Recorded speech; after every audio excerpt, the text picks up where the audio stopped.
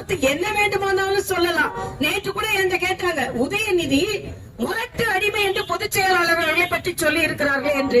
நான் சொன்னேன், நேற்று நீங்கள் பத்திரிகையில் பார்த்திருப்பீர்கள், நான் உட்பட இங்க அடிமட்டத்தில் இருந்து, கிளையில் இருந்து, மண்டலில் இருந்து, மாவட்டத்தில் இருந்து, மாநிலத்திற்கு வரும் தலைவர்களை பார்த்து நேரம் வாரிசு என்ற காரணத்தினால் அந்த இருக்கையில் அமர்ந்திருக்கும் உதயநிதிக்கு அடிப்படையில் இருந்து வளர்ந்த தலைவர்களை பற்றி பேசுவதற்கு எந்த தார்மீக உரிமையும் இல்லை என்பதையும் தெரிவித்து, இங்கே நீங்கள் விருதுநகரில் இந்த இளைஞரணி மாநாடு நடத்துகிறார்கள்.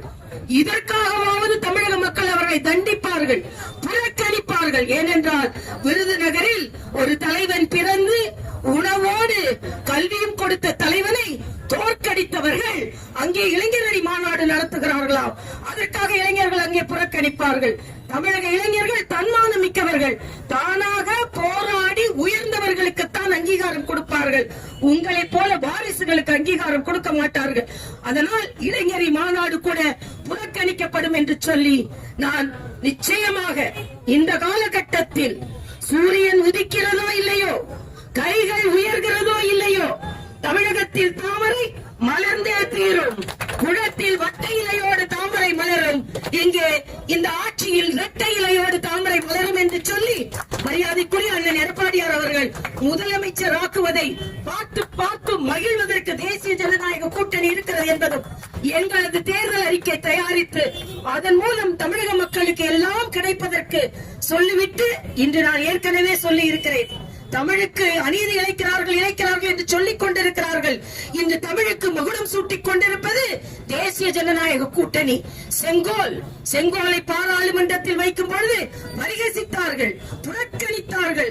ஆனால் அதே செங்கோலை மரியாதைக்குரிய பாரத பிரதமரை கூப்பிட்டு இங்கே நாம் ஆட்சி அமைக்கும் பொழுது செங்கோலை இங்கே சட்டமன்றத்தில் வைப்பதற்கு நாம் எல்லாம் இணைந்து முயற்சி செய்வோம் என்று கூறி உங்களுக்கு நல்ல வாய்ப்பு அளித்ததற்கு மட்டுமல்லாமல் மக்களிடமிருந்து மக்களுக்காக இந்த குறிப்புகளையும் அறிக்கைகளையும் வாங்கி ஒரு பிரம்மாண்டமான அறிக்கை இங்கே ஸ்ரீதர் பேசும்போது சொன்னார்.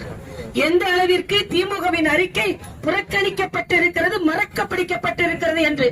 சகோதரி கனிமொழிட்ட கேட்கிறாங்க, உங்க தேர்தல் அறிக்கை எப்படி இருக்கும் என்று. எங்கள் தேர்தல் அறிக்கை கதாநாயகியாக இருக்கும் என்று சொல்கிறார்கள். என்னிடம் கேட்கிறார்கள், உங்க தேர்தல் அறிக்கை எப்படி இருக்கும் என்று. எங்கள் தேர்தல் அறிக்கை அம்மாவாக இருக்கும் என்று சொன்னேன். கதாநாயகி ஜெயிக்கிறார்களா, அம்மா ஜெயிக்கிறார்களா என்று நாமும் பார்த்து விடுவோம். அதனால் அம்மா தான் பார்த்து பார்த்து பார்த்து மக்களுக்கானதை செய்து கொடுப்பார்கள்.